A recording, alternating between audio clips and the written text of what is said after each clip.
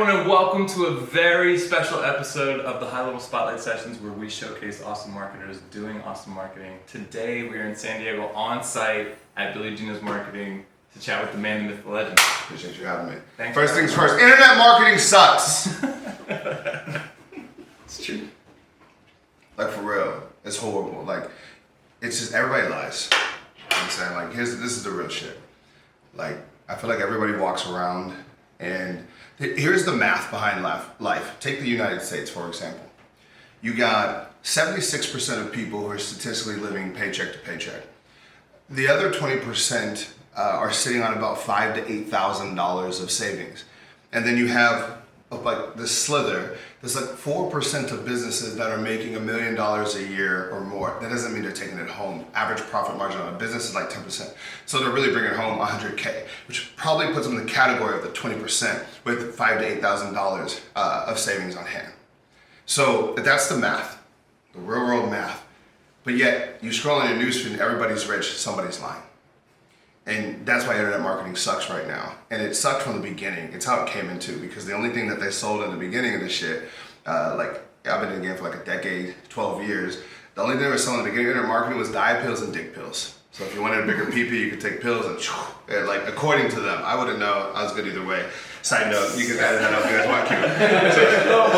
That's how it happened, right? This is really the beginning of internet marketing.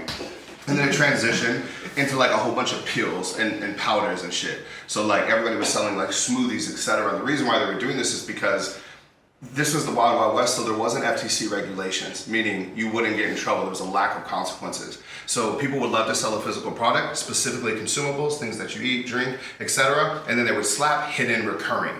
So right now you have to be very open about if you're opting in for a recurring charge. Back then, people would sell shit and you'd buy like a trial, and then in the fine print at the very bottom of the page, it's like $6.95 today, but then in 14 days, you'll be charged another $70.99. And then 3 months from there, you're gonna be up automatically. And it was crazy. And people would build companies and do it. So the industry really was founded on bullshit and crap. And then it transitioned because the FTC stepped in, so integrity came out because it was forced to come out, unfortunately. And now we sit today in this guru era. And guru is just people who are visible, right? It's not if you're good or not. And so the way I described it was you got thieves disguised as funnel hackers, right? That's the name that they're using, and that's not a knock against anybody, but literally people are just stealing other people's shit and be like, oh, I'm just hacking the funnel. No, you're stealing. You're stealing. And so this whole thing is like, I hate internet marketing, ironically. I believe in education, I'm passionate about it, and I market on the internet. But this like sport of internet marketing is ass. Well, let me ask you a question, because I feel like that's how we're starting today. Yeah, that was real though. it's my show, Billy. Alright, go ahead. All that aside, what I love about the HighLevel community is most of our customers still work in the traditional areas of marketing, which I've always felt like if you know how to market for a small business, you'll never starve. I agree with that. And you can pretty easily thrive if you can systematize, right? Yeah, I think if you can systematize and you can simplify, you know, I think one of the challenges that many people face is they just try and sell marketing. The problem is it's a broad word, right? Sure. So like imagine if you and I are going out to eat and I go, hey, what do you want to eat? And you say food. What would the waiter bring you? Sure. A menu. So when you go to somebody like, hey, would you like to buy my marketing services? They're like, yeah. They ghost you. And so I think it's identity is trying to figure out, like how to simplify their offering. So you take a dope service like HighLevel. There's so many things you can't do with it, but all you need to do is focus on one to make the amount of money that you make. I say it all the time. No such thing as $1 million idea, just $1 million execution. If you want to go to business owners right now and just sell them an email follow-up sequence, that's it. You make money. I'll give you the whole sales scripts right now. Go to their website, opt into their thing, then send them an email and say, hey, notice I didn't receive any emails from you after visit 1. How many times is this happening a year? How much money is that costing you? Would you like me to stop the bleeding? That's the whole sales script. And you can make the desired amount of money that you want just using that one tactic. Then once they get comfortable from them, you upsell them. By the way, you want to send some follow-up text too? Once they got good there and you're giving them results, by the way, want me to give you a little calendar too. I noticed you guys are a little all over the place. And that's what I'm saying. That's the beautiful part about something like HighLevel. Is for us on the back end, it systematizes and makes it simple. But when you're starting from a selling perspective, focus on one thing. And then upsell the rest, and now that customer becomes worth a lot more. So let me talk to you. I gotta ask you a Can you guys question. put a fireball on the screen right there? Sure, we Seems can do fire. Yeah. Appreciate it. You got it. The one question I was dying to ask you about was, you've done a lot of really creative videos in your career. And I remember seeing one where you were like, it was like a James Bond movie. That was fun. You like jumped out of a building, there was like parachuting involved. What was the budget of that? Oh, you don't even know. It'd make you mad. So it was like $3,000. Really? Yeah. That's like, pretty impressive. And I say $3,000 because I'm rounding up, but what people don't realize is when we do these ads, the stars, the actors, and the actresses is just the team, right? So that's just our squad who's working You guys anyway. know one? Yeah. Yeah. You can pan over there, like, yeah, that's them. That's the Bond villains. The Bond girls, you know. Ivana. Knee in the stomach. Ivana leads or Yeah, whatever. So. Oh yeah. No. Ivana Funnel. Yeah, no. That was George character. Ivana Funnel. So there's that from the cost, right? Is we just show up as a team. Secondly, that video in particular, you show the clips there, that was my house. I just had a dope penthouse, so that worked out. So that was already factored in. The car that I drive by at the end, if you're showing the clip right there, that was my Corvette at the time. That was it. And then I hired this dude, shout out to TC Hot Sauce, King Cern on Instagram. This motherfucker's wildly talented. But he was, I'll use the word savant, I'm exaggerating, a savant when it comes to After Effects, etc. So I had this balcony in my old house, and it was kind of like, on a flight thing, we're all talking about it, and it was like, hey, if I go off here, like, can you make it actually look like I'm parachuting down? And make the parachute say genius? He's like, yeah, I can do that. All right, okay, this motherfucker did it. Like, that was it. So honestly, like, I said 3,000 because I was including, like, the props of getting the poker table, Yeah. The there. stunt guy. Oh, okay, yes. So we did spend money on hiring an actual fight coordinator who coordinated the fights from Pirates of the Caribbean. Nice. So he was the real one. So this motherfucker comes in, he had an accent, and like, he's like, listen, whatever you're doing here, it doesn't look the same on camera. He was very right. Like the fight scene, it has to be so big, and it was actually really helpful to have him. So we were in the office, he was making us practice during the day. And he was really punching people. He was like, are you guys ready? He hit my cousin upside the head. And he's like, no, you have to feel it. I was like, okay. I'm like, chill, bro. But so yeah, we did hire a real stunt coordinator. And outside of that, that's just, that's just the vixen. Shout out to, Polly Molly. Shout out to Kay. Shout out to myself. So what we do, we're just a squad. When you take those creative leaps that are often, higher financial risks, I'm assuming the rewards are remarkable, right? I feel like there's a lot of marketers who think of things like that, but they're not willing to invest the money to take the chance that it's going to actually be worth it. Yeah, it's interesting though, because most of the time they will perform decently. And I say decently because we'll get a positive ROI on them and they'll make us money. But like these almost always are more profitable from the jump, like a selfie video. However, they lack building brand. Yeah, right? Sure. I'm talking for 3 years, and even now today still, like when we created the Wolf of Paid Advertising video, you can roll the clip here, and literally there's a scene where I'm like, which you kind of fuck with me, Paul and Brandon, and like, okay, we got this little beat. I get in fucking Ubers and taxis, and niggas like, oh shit! Like that's brand, you can't, you don't get that with just an ad. And also, I think the other thing to keep in mind is that nobody pays attention to boring ads. So when you say 100%. the creative stuff is risky, I think it would be risky to be basic. Mm-hmm. So we don't view that as like, oh, we're gonna take this risk with this. We're like, the whole game of marketing is just to be different. When we start this interview, the first thing I did is like, let me go off on a monologue and rant to get you to pay attention, get you hooked, so now we can throw some game at you. Because if we started off the same way, interview, you just gonna skip because you're just like, I don't feel like an entrepreneur interview right now. So you gotta say some wild shit, but also while keeping it real simultaneously to hook. So I don't think the creativity is of a risk. It's more like, hey, we need to stand out. And then also, it's just more fun. I just don't want to be bored. Yeah. Like, Where do they go though? I was like trying to show him and they're nowhere to be found. So we have everything, right? But just like like 2.5 years ago, like I was like, it's hard to tell like who we are and what we do. And so it was like, let's pull back and basically just use all these platforms as like a poster board. Like if you come stock us, etc. If you go to our website, all it is just a story.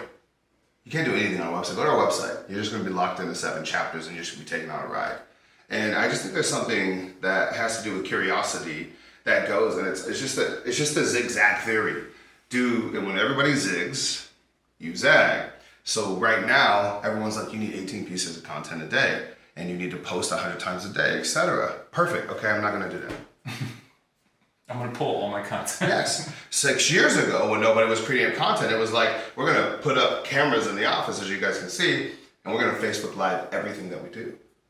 That was 6 years ago. Nobody was talking. When Facebook Live came out, probably 3 months to the public. 3 months later, we were live streaming our whole office. That was the thing. Mm-hmm. Motherfuckers started to catch up. You want to go live? Cool, we're going to go the other way. Well, so speaking of going the other way, it's very clear that the world of marketing is going towards TikToks. Vertical video, you mentioned it. Yeah.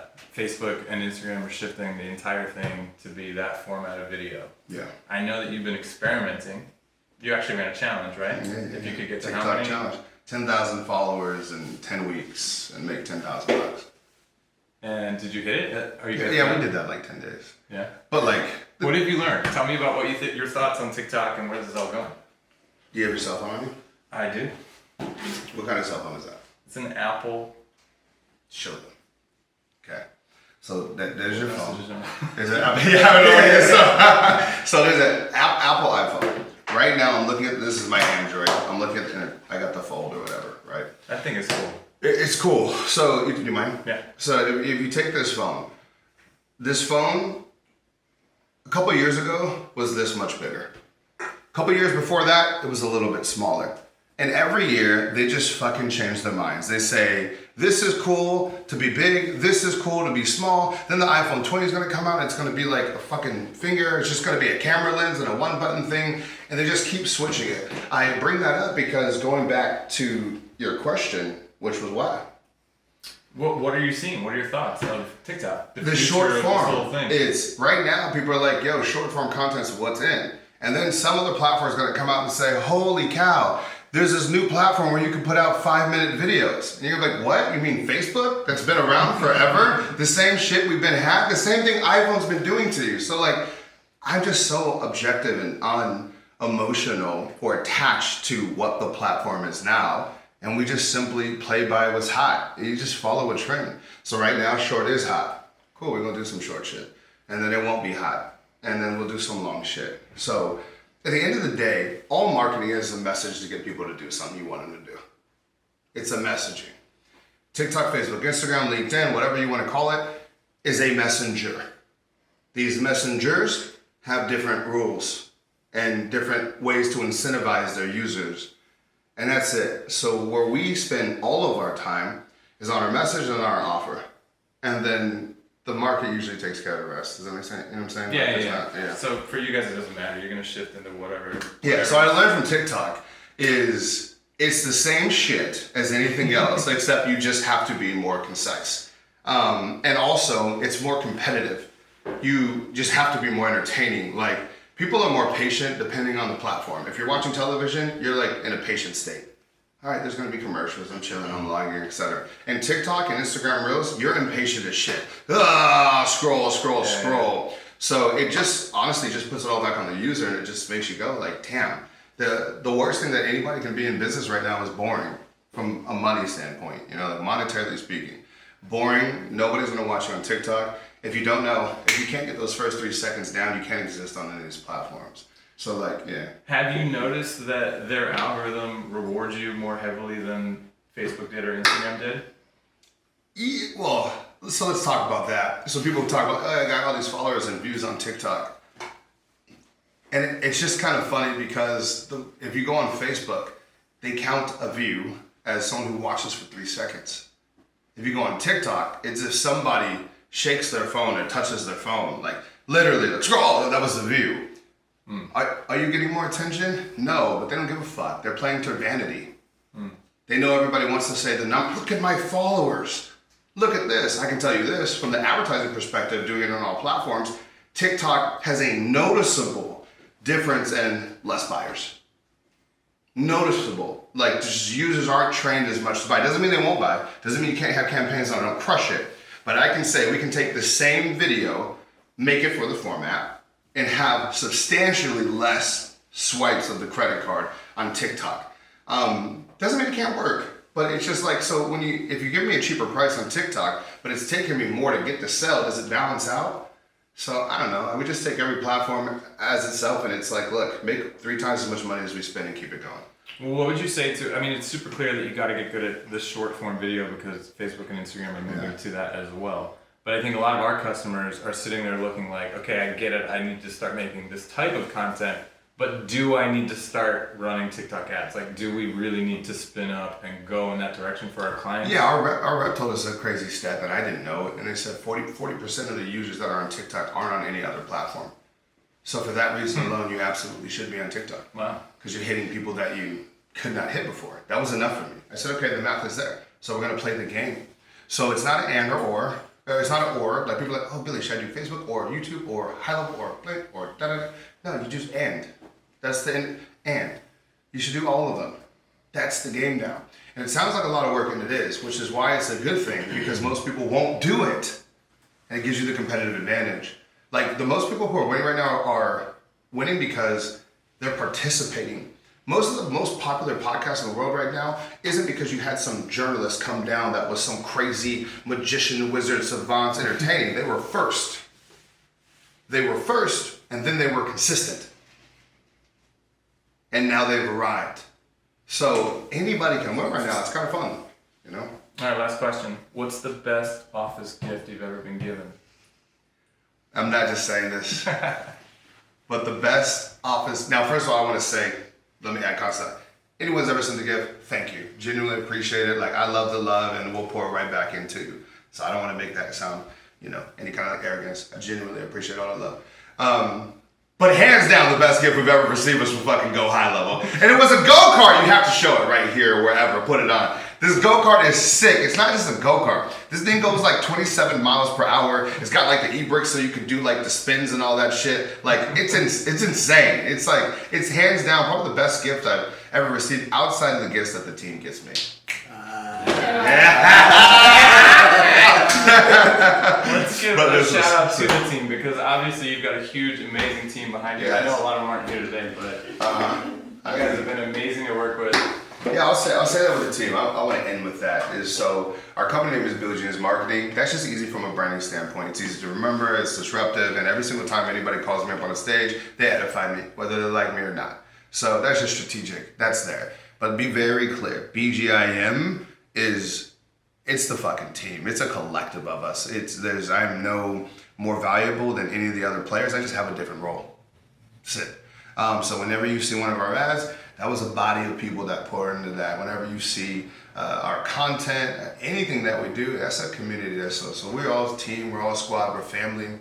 There's about 23 of us. We know each other super well. We hang out on the weekends. We travel together, create memories together, and we just have fucking fun. So we change lives, we love money, and we love to have fun and create memories. Well, you guys do an amazing job, Billy. Thanks so much Appreciate for having us. Thank you for having me. Appreciate you. See you guys in the next one. I love it.